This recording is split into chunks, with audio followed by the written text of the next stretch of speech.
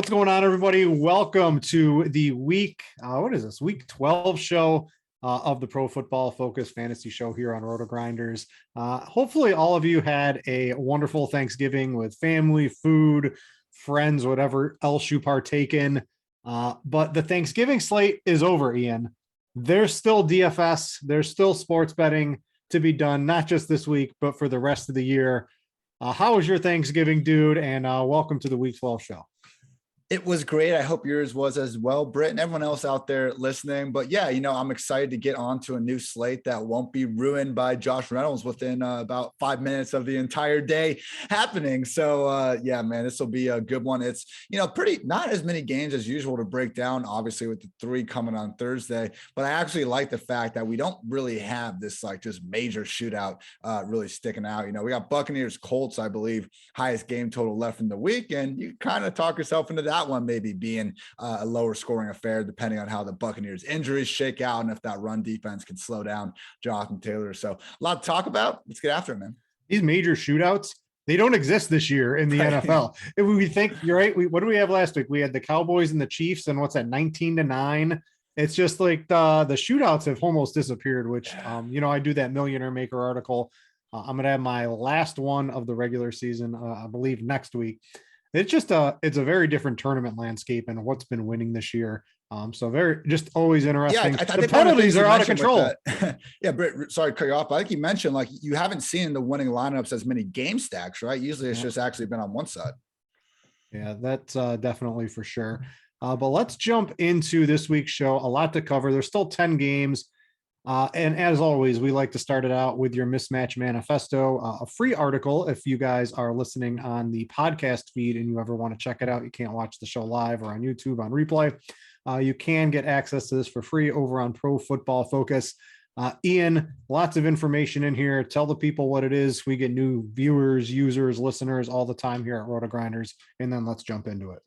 Pretty simple. I mean, when every time we talk about a mismatch in the NFL, it always comes down to, offense ranks X in this metric, the defense ranks Y in that metric. So basically all I've done is I've tried to combine those, get us a one-way street where we don't have to constantly go back and forth. So I've done this with explosive plays, pressure, pace, yards before contact, pass yards per drop back, and EPA to try to get a good landscape of the slate. And then Britt and I, add the context that always matters and helps clarify things for DFS. So starting things off with some of the explosive pass play rates, we see Joe Burrow, Mac Jones, Tyrod, and Kirk Cousins really popping out as the top 4 quarterbacks this week. It's just kind of a matter of volume with all these guys. So we were talking before the show started just about how banged up that Minnesota defensive line is. I do wonder if maybe we could see Cousins be forced to kind of take on a larger load than normal if Jimmy G and company can keep up their end of the bargain over there. Some guys that aren't looking quite as good, Daniel Jones, who is now looking like he's going to be down Shepard and Kadarius Toney this week. That's not ideal.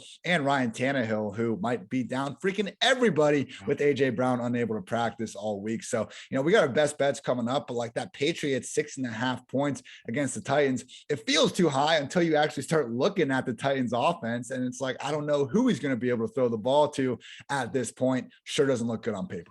Yeah, that was the exact thing I talked myself into when I went to the sports book earlier. And I'm 6.5. I think it was even 7, but then you look into it and I expected all the Titans to be out. That we just got the practice report. They're starting an XFL team on offense this week outside of Ryan Tannehill, who himself has been pretty bad this year, mainly due to a lack of talent around him. So that Titans offense should really struggle this week. Let's scroll down in your article just a little bit more. And let's talk about some of the pace, because pace is one of the biggest things in fantasy football. It helps all the projections, gives you more snaps. If there's a slow game with certain players, maybe want to avoid them. If there's a fast game, maybe we want to use a couple of players from that game if it's going under the radar. What looks good and what looks bad in terms of pace this weekend.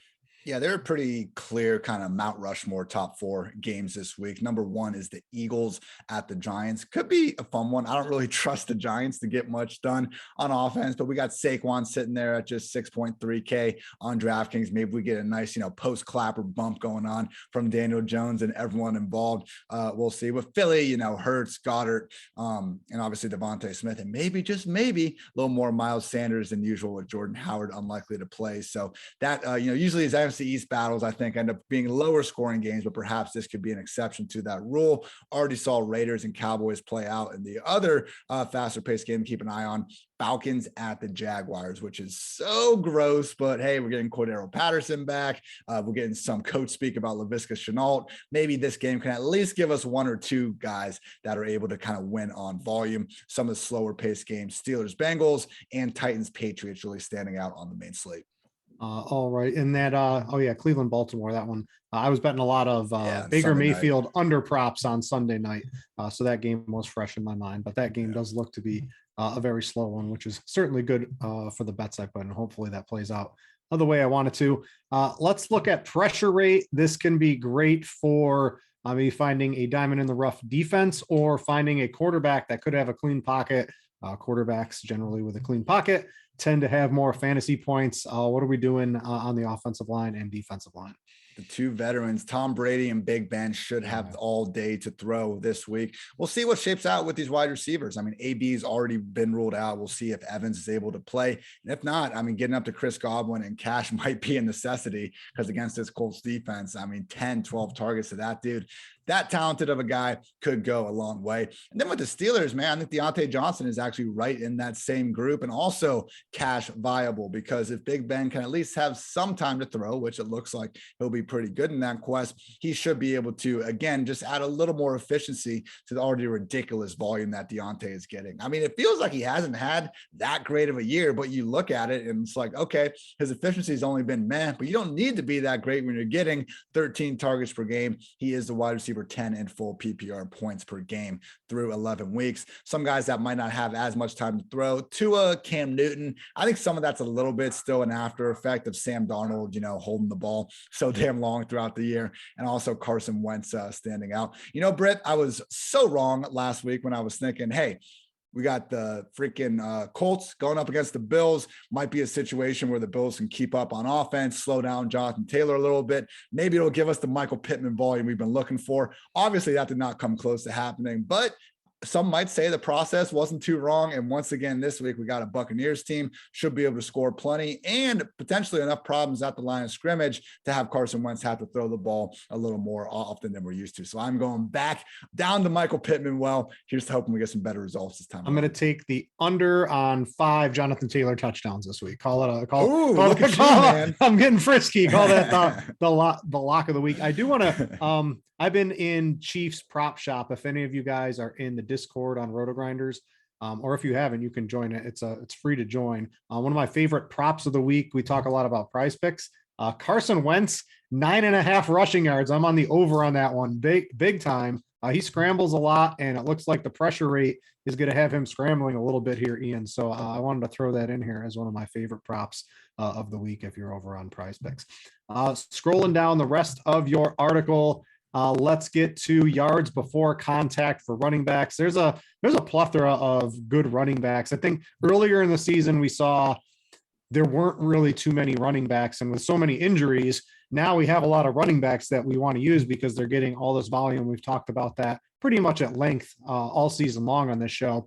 What are we looking at here in terms of matchups? You mentioned Miles Sanders earlier. It looks like he is a pretty good matchup. Anyone else really standing out this week?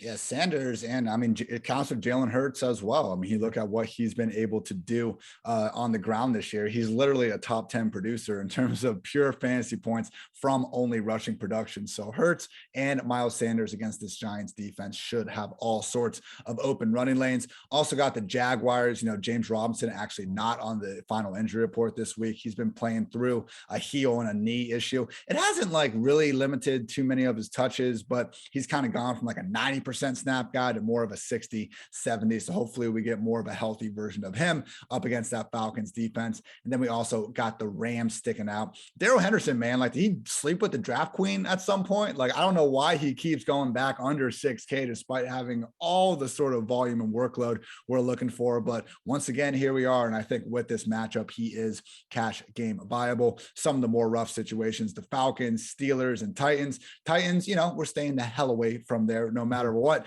Steelers and Falcons, at least we have Najee and Cordero Patterson if he's active, with the sort of receiving rules to, I think, overcome any potential problems at the line of scrimmage. And Darrell Henderson, it's just, he visits that blue tent way too many times. That keeps his salary down because it keeps him off the field for a quarter here and there. And it just keeps that salary just a little bit too low on all the major fantasy sites.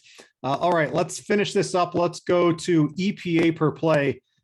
We've had some good luck over the years looking at maybe underdogs who are much better on EPA per play than the favorites. Is anything standing out this week? I don't know. What's your overall take on this week? Yeah, two squads are the Browns at +3.5 and the Seahawks, who were a pick 'em the last time I saw. Obviously, it's just a question like, can we actually get the better version of these offenses? Because at full strength, I think the Seahawks and Browns can win both of their matchups without too much of a problem. But with Baker, he's playing, whenever RotoWorld is sending out their Baker Mayfield practice tweets, it's just like Baker Mayfield, everything, not practicing on whatever day it is. So, yeah, it's just been rough for him and really this entire passing game for the Browns. So they are getting Kareem Hunt back. Maybe that brings them a little bit closer to 100%, but not too willing to make a super strong stand on that. And then with the Seahawks, man, like if we can get the usual version of Russ, I think everything will be fine. Like this Washington defense, now they don't even have Chase Young to help rush the passer. There is no way this secondary should be able to guard Metcalf and Lockett. But the problem is, if we're not going to see even close to the usual 100% healthy version of Russ, I'm not super convinced he can take care of that. So we'll see what happens, man. But it's a good week of games. There weren't too many. Like usually with these EPA things, I see much bigger contrast between some of the games. They're looking closer. What about the Bucks? So they're like what, +3 or 3.5 at Indianapolis. Yeah. That looks to be like one of the biggest differences this week here. Is that something we should take note of? Do we expect the Colts to be able to put up a fight here? Is Jonathan Taylor going to go nuts every game for the rest of the season? Just for the rest of his life, maybe at this point. So I mentioned the Evans and AB injuries not being good, but the real big news, the one that could get back, is Vita Vea. They're just all-world run-stuffing defensive tackle. I mean, if you really want to look at individual defensive players and like the impact they can have on the opposition's run game, I think Vea's is right up there at the top in terms of guys that opposing running backs won't want to see. So I was a little curious about that line as well. I'd feel a lot better if that offense was at full strength, but you know what? Probably wouldn't be as low as it is if they were. So yeah, I don't hate the thought of going with Tampa at all. I mean, the Colts, yeah, like other than Jonathan Taylor going absolutely bonkers, they've been good this year, but I don't think quite as great as a team needs to be to take down defending champs. Yeah, a couple. Bruce Arians says the Colts are fully healthy. There's not a single player, I think, on the injury report, and it looks like Mike Evans, Vita Vea. The quote from Bruce Arians a little earlier today, they're all trending in the right direction and making steady progress. So I think we're going to see a reasonably healthy Buccaneers team as well, minus Antonio Brown. So that does look to be one of the marquee matchups this week. As always, guys, if you are listening to this on the podcast and you do want to read Ian's article, there's a million more things in there. It is free over on Pro Football Focus for you to read each and every week. Other than that, Ian, let's get into what's becoming probably one of my favorite portions of the show, is the sports betting. I can't wait. I again made the trek to the sports book today because I still can't do it online here in New York. Waited in lines that are way too long. They don't have enough kiosks for you to make your little bets at. Just a horrific experience. I can't wait to be able to do it from my phone, but I go there every week. And we're on a lot of the same stuff this week. I changed a couple of the bets I like because I think the lines are a little wonky this week and this late in the season. I think you do have to take advantage of it. So I made quite a few more bets than I normally do. I'll let you start on a couple of the games I think we were both on. Why don't you start on Green Bay? They're like +1.5 or +2 against the Rams, and then Minnesota's +3 right now. I think those are two we were both on, but I'll let you talk about them. Yeah, with the Packers, I mean, you look at them throughout this year and you could argue they're the best team in the NFC. And yeah, we got Rodgers playing through the pain with his toe. He sure looked fine last week, dicing up that Vikings secondary. I mean, for him to go over 300, 3 tutties, really with ease, I'm not so sure that he won't be able to continue to keep on keeping on in this spot. Packers defense has really looked great all year long, despite not having Jair Alexander and Darius Smith. I know the Vikings had some success, and I could see the Rams doing the same, but at the same time, this Rams offense has looked miserable in the 2 weeks before their bye. Stafford literally hasn't completed a pass thrown more than 20 yards downfield since week 8. So I don't think they really deserve to be a road favorite when you could argue that the Packers are the better overall team to begin with. So I'm happy to take them at home. I also like the Vikings +3 with the chance basically just to win the shootout against Jimmy G and company. Not having your entire defensive line, some would say that could be problematic, but it is just one of these things where I don't think the 49ers have necessarily done enough on offense or defense to be a favorite over a team like Minnesota, who I believe that stat still persists. Like they have led every single game this year by at least 7 points at one point or another. So really a huge win for them over Rodgers and company last week. I think that's a game we get used to seeing Cousins and company drop 9 times out of 10, but credit to them for getting the win. And yeah, I just think, again, based on them being the better overall team, I'm happy to take those 3 points. And then finally, Patriots -6.5. We did get word that AJ Brown is ruled out. And at this point, it's like, what can you even expect from Tannehill and company on offense against the league's single best scoring defense in New England? So maybe they shocked the world, but Mac Jones, even if I think the little bit of the mainstream media is just really going on and on about how great Mac Jones is, and he has been fine, even if that's a little bit overrated, I do think he has enough juice to score 20 plus against pretty much anyone, particularly the Titans. And if you can get over 20 points these days, I'm not so sure Tannehill and company have the firepower to keep up. Yeah, so I like the Vikings. I like the Patriots. What I've done is I always like the teasers. I've combined those into a teaser this week. You get like -120 odds at both, but you get the Vikings 6-point teaser to +9. The Pats go to -5 or -1 or -0.5 or a -1 depending on your book. You combine those two. The Vikings haven't lost by more than 7 all season, and they basically played close games all year long and have beaten some really good teams along the way. So I like them quite a bit. And the thing is, they have the offensive firepower without question to match anything San Francisco can do. So even if they're up by if somehow San Francisco is up 2 touchdowns late and the Vikings have the ball, they can get that extra backdoor cover pretty easily. So I like that Vikings +9, and the Pats to win basically is what it comes down to on that teaser bet. And I think that's as close to a lock as you can get this week. The other ones I like is the Eagles are -3.5 against the Giants. So the Clapper, he's gone. You mentioned him, but also there's no Kadarius Toney. There's no Sterling Shepard. Saquon Barkley looks like he's just had too many injuries, I think, this year to really fully recover. Hasn't really done anything. They got completely embarrassed by the Buccaneers. And I think the Eagles, they have found their identity. It's run Jalen Hurts. It's use the run game. Their defense is playing a lot better. The Giants have nothing on offense unless Jason Garrett being gone is some great epiphany. And I got to be honest, I am a little worried that it could be because he's not a great play caller. The Eagles are a much better team here. 3.5 seems a little bit too low. I like them quite a bit. And the other team I think that Vegas has just wrong is the Chargers are just a better team everywhere on the field than the Broncos are. And they're just 2.5 point favorites. I know they're going into Denver, but you just look at it, right? Look at the quarterback, look at the running back, maybe, right? Javonte Williams and Melvin Gordon have been pretty good, but Austin Eckler's better than them. Look at the receiving crew. Look at the defense. It's just better all over the field for the Chargers. I think they're going to be able to do whatever they want on offense against the Broncos. And the Broncos team is just, I think they're just starting to fall apart as the season comes to an end here. Don't have a lot of faith in them. So I think the Chargers getting less than a field goal at 2.5 looks pretty juicy to me. So my picks are the Eagles, Chargers. I like that Vikings Pats 6-point teaser. I'm completely on board with you with the Patriots 6.5, Minnesota 3 +3, the Packers. Those are all things I bet this week too. So we're on the same page. Hopefully we can get on the same page at the end of the week as well with some big wins there. All right, let's get to, I guess we can talk some DFS, but before I do get to all of that, I need to tell you guys about Jock Market. Stop throwing your money away. It's time to check out Jock Market, the app where daily fantasy becomes a stock exchange. You can buy and sell shares of players in real time for real money. And if you download it now, you get a 100% deposit match up to $50 using promo code Grinders. So you put 50 on, they give you 50. It's available instantly, right? So now you have $100 in your account.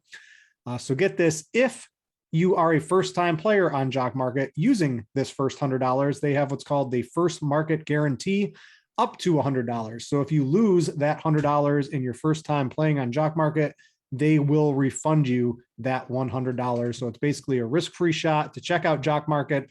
I've tried it out personally. It's fun. You can do it maybe an hour or two before the lock. You bid on players in real time during the game. You can buy and sell shares. It's a fun little game.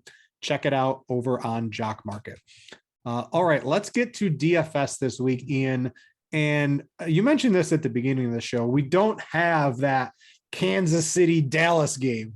We don't want that game anyway, but we don't have anything like that. The closest we have is the Tampa Bay Indianapolis game. And at the quarterback position, I think Tom Brady, I think he's fine to use for cash games, but he is a little bit expensive if you want to get those skill position players that can really decide the week, right? It's very rare we get a quarterback that puts up 40 plus fantasy points, but there's generally one or two skill position players that can flirt with that on a weekly basis. So that's where I generally like to spend my money.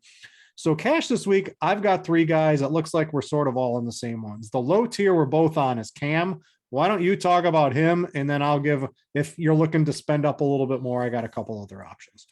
I think look, we were pretty much on Cam last week for a lot of the same reasons we are this week. The problem was we had that freaking report before. It wasn't a report. It was freaking Matt Rule telling us that, hey, he might not play all the snaps. PJ Walker will be in there. Of course, Cam did play all the snaps, including the first one. So at just 5.6K, I think he's a good $500 underpriced relative to what we should be expecting from Cam moving forward. And that is consistent low end QB1 production. So to me, that's great because getting up to Brady, it's good that he should have Evans, but at the same time, awfully expensive for someone that, hey, if they happen to score more of the touchdowns on the ground just by some fluke, get to the 1 yard line, we don't have that rushing floor with Brady that we do with Cam or Jalen Hurts, who at this point, I don't hate it. Like we didn't get Hurts. As long as he plays 4 quarters, we're getting a top 12 performance. It's just more, again, a factor of like, is he priced up a little bit too much now? So I'm just happy to take the salary saving with Cam. I mean, I guess, I see you have Justin Herbert here as well. I don't hate it, but at the same time, we don't have like a free square cheap tight end this week. I don't even think like the best case running backs kind of like Jeff Wilson at 5.3K. I think it actually is more important than normal weeks to try to save some money at quarterback if we're able to. Your boy James O'Shaughnessy, isn't he back this weekend?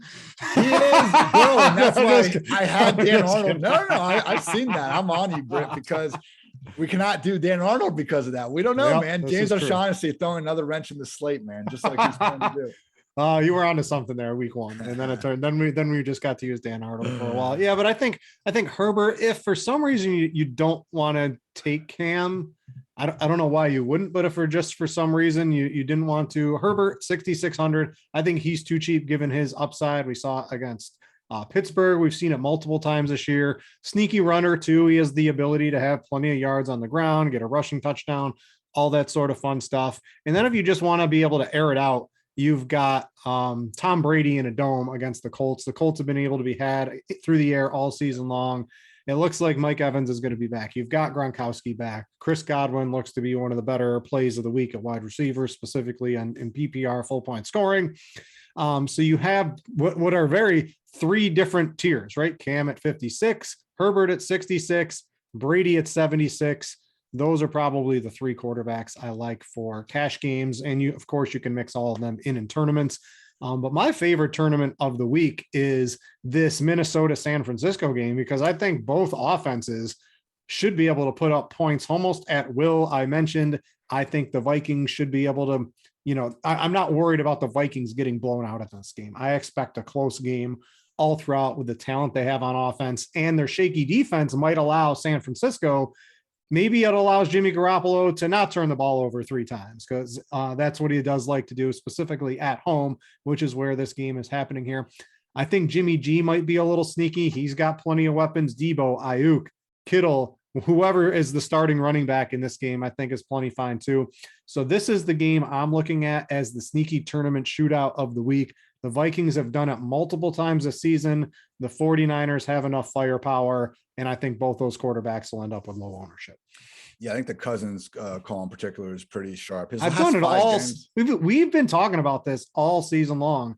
And Cousins hasn't had that 35-ish, but he's had plenty of 25, 28 fantasy points. And if you pair that with the correct receiver, you're on your way to a good outing. He's been 6th or better on the week in 4 of his last 5 games. Yeah. Like the days of Minnesota running this offense where Dalvin's just only, Dalvin's eating and like no one else, like those are over. They're letting Kirk cook a little bit, and the defense, really them like taking a big step back is what's allowing everyone to be able to put up some big numbers. Yeah. What else are you looking at in tournaments this week at the quarterback position? I think a fun one, because like Cam should be, relatively chalky at quarterback. I know it's usually pretty flat, so it's not something to worry about. But if you just want to go 100 cheaper to Tua, it's a unique roster build, I think, for some of these tournaments. You can get Tua, Waddle, and Mike Gesicki, which is a concentrated top 2 targets for him. You can get all those guys for under $6K, and that will really allow you to get up at the position. I mean, we'll talk more as we get to running back and wide receiver, but there's so much value between that like 5K to kind of low 6K range. I think a lot of people are going to be making lineups just more filled with the min price type guys. So anytime you're able to really go against the grain in terms of just your lineup construction, I think it's a good idea. And this week, again, just making sure that your core is cheap enough to go get some really high price ballers at running back or receiver could make a lot of sense. So Tua and those guys, pretty easy to bring it back with McCaffrey, maybe even a DJ Moore. And then finally, I think in this Cincinnati game, Joe Burrow and company, like it only took him 18 pass attempts to throw 3 touchdowns against the Steelers last time they met in week 3, in a week that doesn't have that Cowboys Chiefs. We keep using that, even though it wasn't a high scoring game, but the game that you would expect to shoot out, you got to kind of look a little closer at some of these other matchups to see who could potentially surprisingly do that. And I do think Steelers Bengals fits that bill. Jamar Chase went from being like the single screaming like regression candidate after the first 6-7 weeks, because how can you be that damn good over and over again, to suddenly like he's honestly primed to bounce back in a positive direction because of some of the just unluckiness that him and Burrow have had, particularly downfield. So again, another matchup where I think there's enough condensed targets with Chase, with Higgins, with going back the other side, Deontay, Najee, Freiermuth. It could be a fun little game stack to try to get ahead on. Yeah, I like that one. Chase, we'll get to that in a little bit, but I love Chase for tournaments this week. I don't think a lot of people will be going to him. Before we get to running backs, I want to thank all of you who watch this live. We do this Friday at 3 p.m. here on RotoGrinders on the YouTube. If you are watching this live and you like the show, you like Ian's article, you like the choice of clothing I wear, or Ian's headphones hanging off of his head, or mine, please click the like and subscribe on YouTube. And if you are watching this live, and sometimes you do have trouble, right? 3 o'clock on Friday can be a little hard to get to live. We do offer this available for free, downloaded right to your phone on the RotoGrinders podcast feed. So please check that out as well. All right, let's get to running back for cash. And we've got this convoluted quote from Matt LaFleur about Aaron Jones here. So this is a 425 game. We need to pray to the Schefter gods. Who's the Fox Sports guy? The Jay Glazer gods, right? Yeah. We need one of these guys to give us the definitive Saturday night, overnight, or early Sunday morning. What on earth is going to happen with Aaron Jones? So what basically happened is LaFleur came out and said, if the guy is medically cleared by our team, they're going to be full go. And I think Aaron Jones did practice today. He's practiced all week. Yeah. He's practiced all week. But then he also said, we're cognizant that we have a bye week next week and we're going to be careful. So I don't know what any of this means right now. What it does mean to me, I think at the moment, Ian, is that if Aaron Jones is out, I'm playing AJ Dillon on my cash teams. And if Aaron Jones is in, even in any form, I think we got to take a step back on Dillon. It's just tough. We like doing the show on Fridays because we get some of the news. We just don't have the full puzzle here. So this is going to be a big point that's going to shape pretty much all the teams around the industry this weekend. Yeah, and if not, I mean, I just think it's pretty easy to tell this week, like where all the heavy majority of these cash game running backs are coming from. If you can get up to McCaffrey at 9K, like, okay, lock him in. You can stack him with Cam Newton and not really think twice about it because they're both just so unique in the way they go about picking up their fantasy points. But otherwise, man, we got another one to worry about is Elijah Mitchell if he's going to play, because if not, we got Jeff Wilson going up against a Vikings defense that, again, is down their entire starting defensive line, usually doesn't care really too much about stopping the run as it is. And I know he busted last week, but come on, for him to get 20 touches and be a better ball from Jimmy G at the goal line away from meeting value, I'm down to go back to that. Well, we also got to look at Ramondre Stevenson, who was a midweek addition in the injury report. I think Damian Harris as a home favorite against the Titans would be in play without him. Obviously, AJ Dillon without Aaron Jones. And then also we got Henderson at 5.8K and even Saquon and James Robinson at 6.3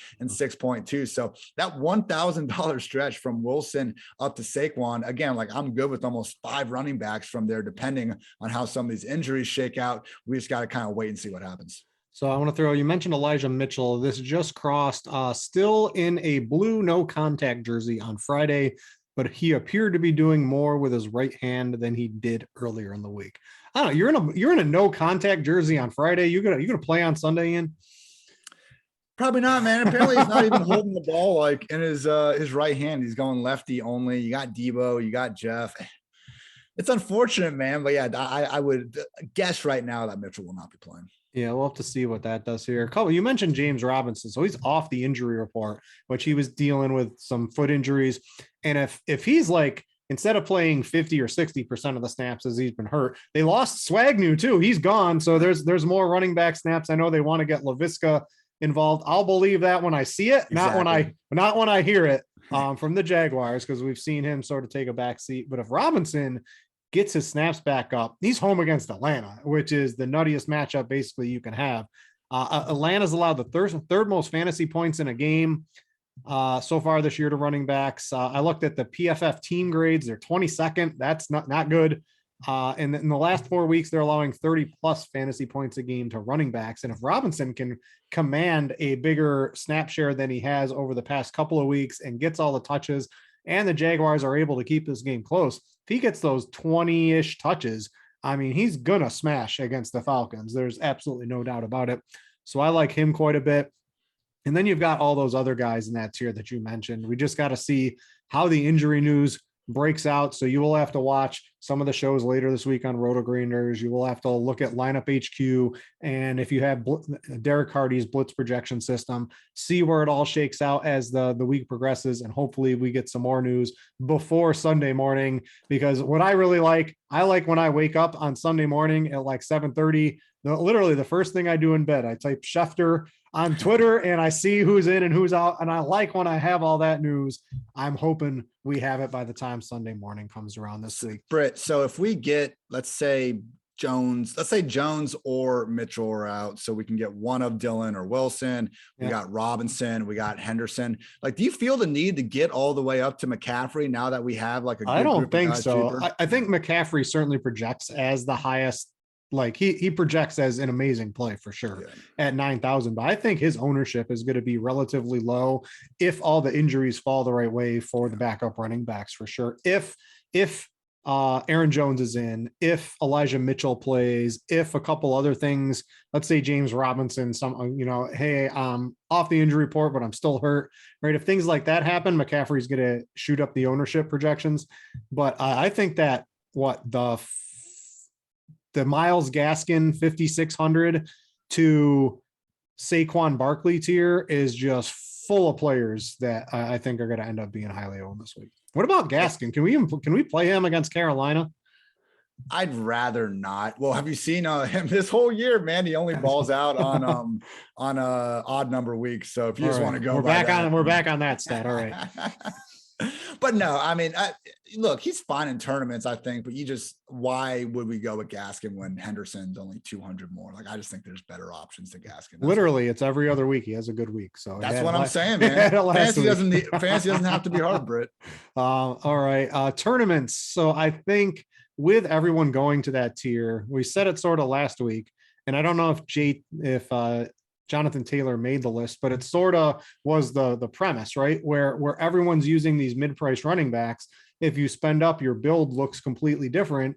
And there's a ton of mid to high price running backs that can absolutely go nuts. You've got Saquon, Dalvin Cook. I think he's going to have a massive game. You got Jonathan Taylor again. He did it against the Bills. Can he do it against the Bucks? And even though he had 5 touchdowns, no one's going to be using him this week because that's just how DFS is in terms of salary. When the salary goes up that high and there's so many cheaper running backs, they don't really get used. So he looks good. You can use any of those guys instead of CMC. You can use Najee Harris instead of CMC. And while we project CMC to be the best running back, it's not out of the question that any of those others, specifically Cook, Jonathan Taylor, and Najee Harris, with their workloads and upside and all that, can beat out CMC. And I think CMC will at least double all of those other guys in ownership, no matter no matter what CMC's ownership ends up being.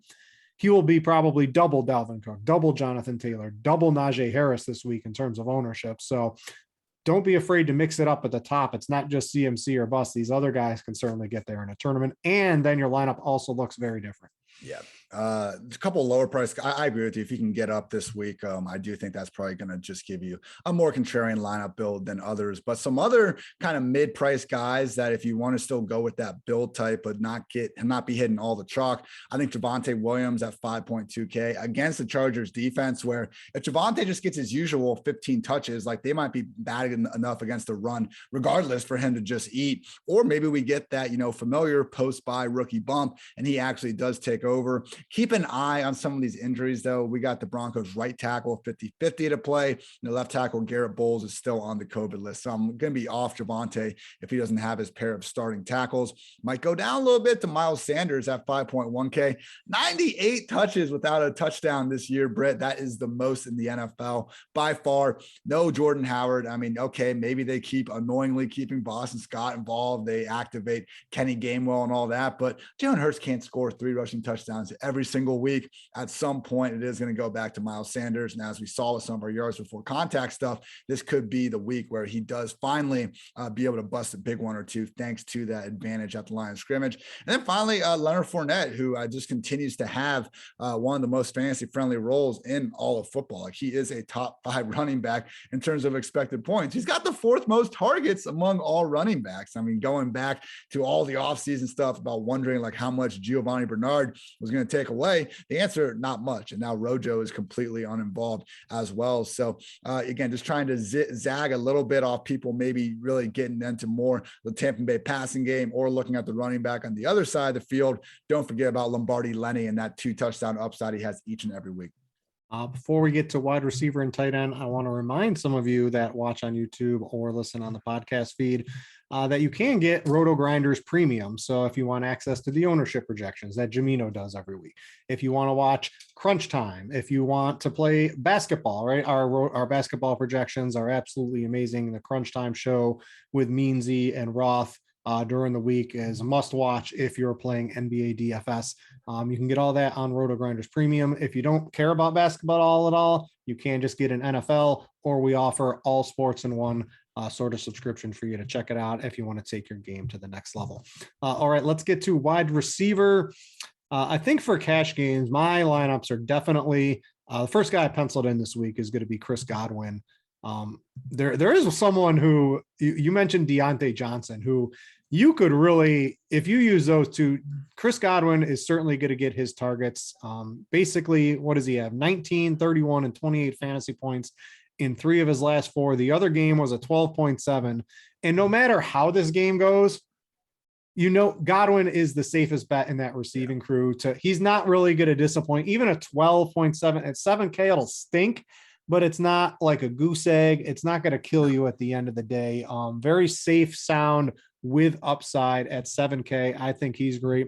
Deontay, you mentioned it, 13 targets in 4 of his last 5 games, and he's just 6,600. It's wild. Big Ben has just continued peppering him week in, week out.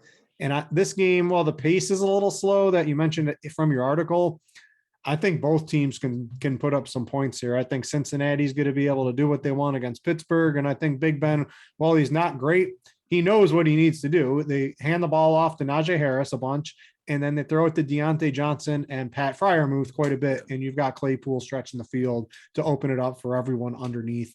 So I think Deontay at 6,600 looks pretty good too.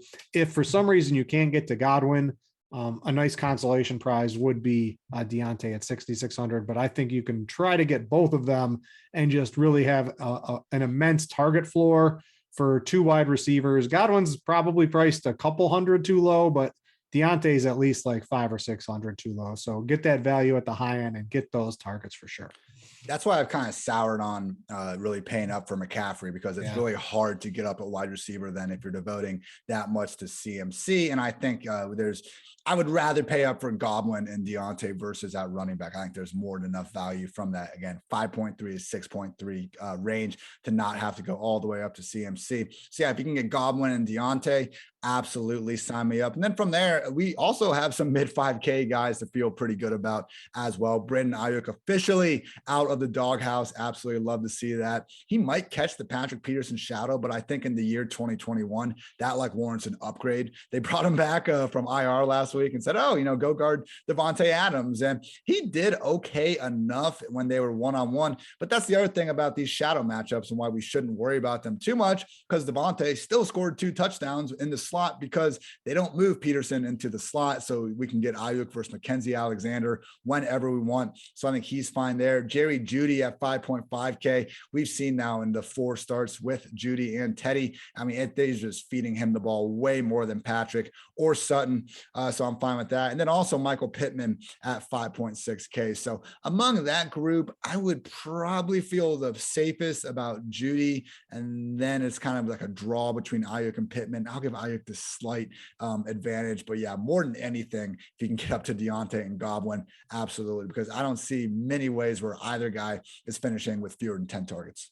Yeah, Pittman has sort of disappeared in the Jonathan Taylor, run he's had the last couple of games. I don't know if that's going to continue this week. So I think Pittman should really see his target shoot up to 56. He might be a better tournament play though. Like that's the only reason I'm kind of hesitant. I might like Ayuk, especially if Elijah Mitchell's out, because Debo turns into a running back and Ayuk's basically the default number 1 wide receiver. We've seen that happen. And I think that should continue. And with him being out of the doghouse against Minnesota, they're down their whole defensive line.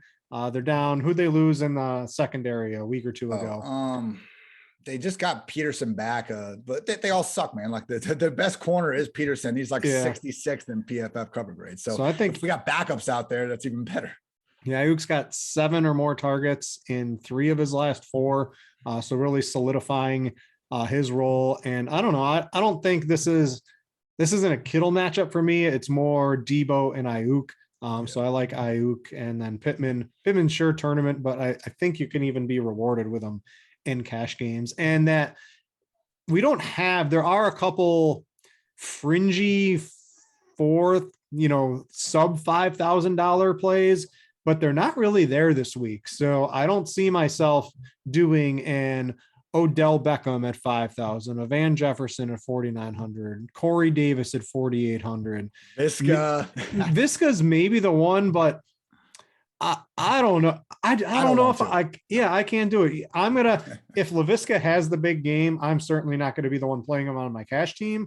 I'm going to need to see it for a week or maybe even 2 before, and his salary is going to go. I'm going to miss the LaVisca hype train, when that happens for my cash teams.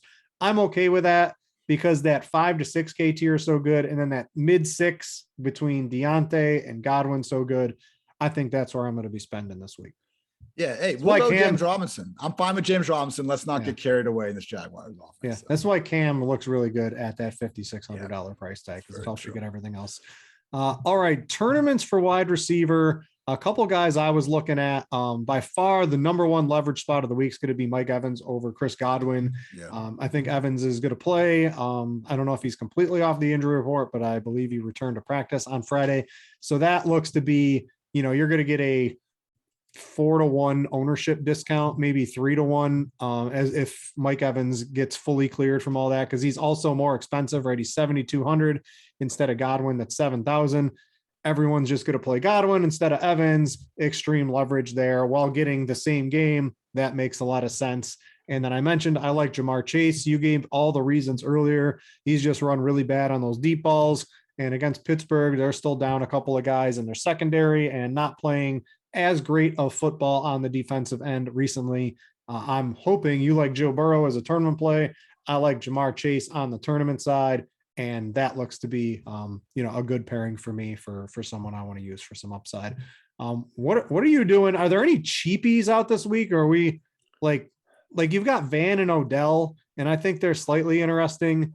You mentioned Visca, but everything else looks pretty gross for like cheap wide receiver plays this week.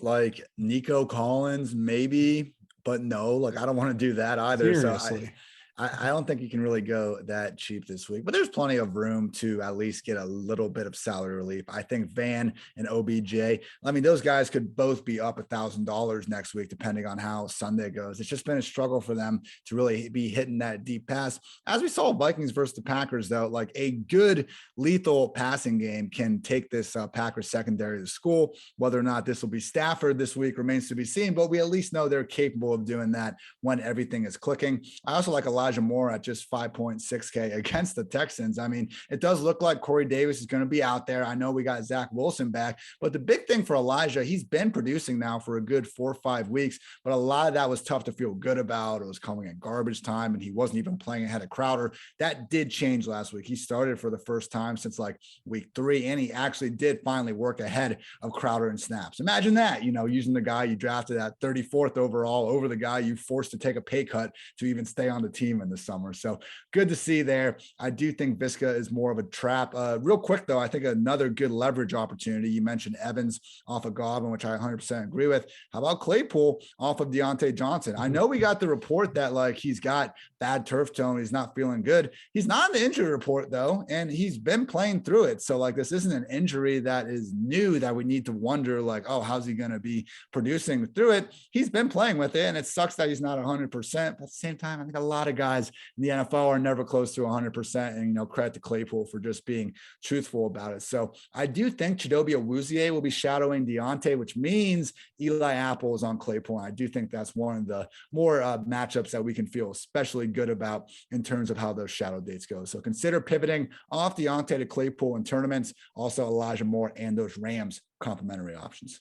The number one player of the year, Cooper Kupp, fantasy MVP. We didn't even talk about him. He's 9,600. Seems like if he's going to go under the ownership radar, maybe we just want to use him and get our 45 DraftKings points.